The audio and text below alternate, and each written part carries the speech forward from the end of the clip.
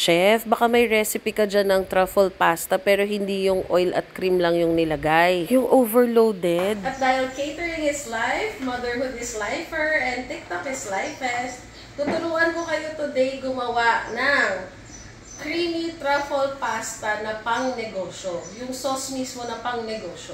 Tara! Gagawa muna tayo ng truffle paste. So, gagamit tayo ng fresh na shiitake mushroom. We also need white truffle flavored na olive oil. Tapos, wag natin huhugasan yung mushroom. Pupunasan lang ng tissue. Nasa sayo na kung gagamit ka ng tangkay ng mushroom or hindi. Ako kasi gusto ko gamitin lahat. For as long as it is clean at hindi matigas, that's fine. So, after natin to hiwa-hiwain, we'll set this aside. Mga kamari-chef, if you find the ingredients expensive, this video is not for you kasi mas mahal po yung totoong truffle. So, ito na po yung cheap version niya. Gagamit tayo ng 6 boxes of cream. Kawali from Safea Bloom.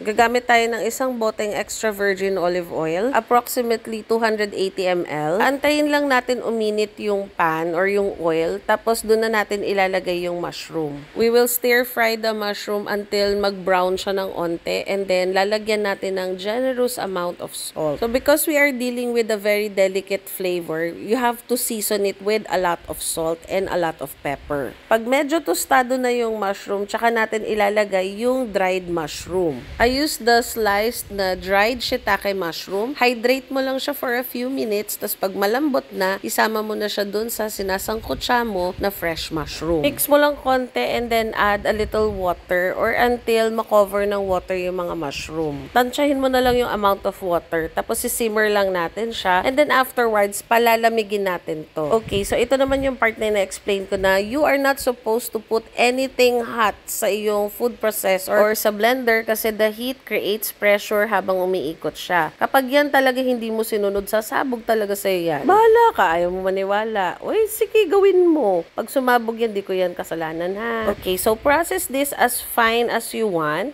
Pero ako gusto ko talaga pinong-pino. And then, lalagay na tayo ng half bottle ng white truffle flavored olive oil. And continue to mix sa food processor. Grabe mga kamari-chef, ang bangon niya as in. So we are making a big batch mga kamari-chef, so you can store this also in the freezer. Kapag na-reach mo na yung fineness na gusto mo, tikman mo na siya if you need to add more salt or pepper. Basta timplahin mo na siya. We're done with our truffle paste. Next, we're going to make the cream sauce. So, maggagawa muna tayo ng roux. Half butter, tapos isang sandok ng flour. Kaya ako gumagawa ng roux mga kamari-chef kasi gagawa tayo ng bechamel. Yung iba kasing video na napapanood ko, diretsong cream lang yung nilalagay nila.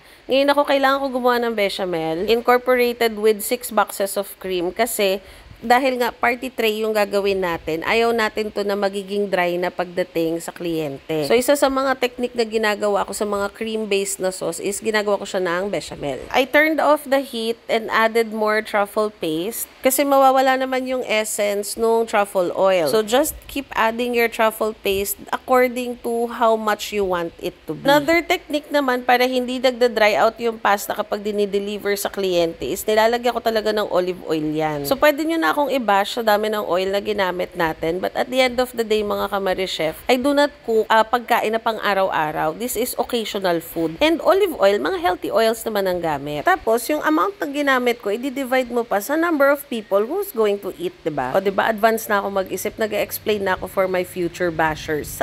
We are now adding dollops of our truffle paste. Hindi natin titipirin to, mga kamari-chef. We'll make it bongga. Damihan mo, be generous para mas masarap. And then, we'll sprinkle some rock salt on top. You can grate some manchego on top and then add prosciutto or bacon. Ah, sarap! So, ayan, nag-sprinkle na ako ng salt. Tapos, iniisip ko pa nga, lagyan ko kaya ng caviar to. Tapos, we'll finish this off with a drizzle of truffle oil. O, diba? Ang dami kong idea. Actually, first time kasing may umorder sa amin ng creamy truffle pasta na a la carte, yung hindi kasama sa combo tray.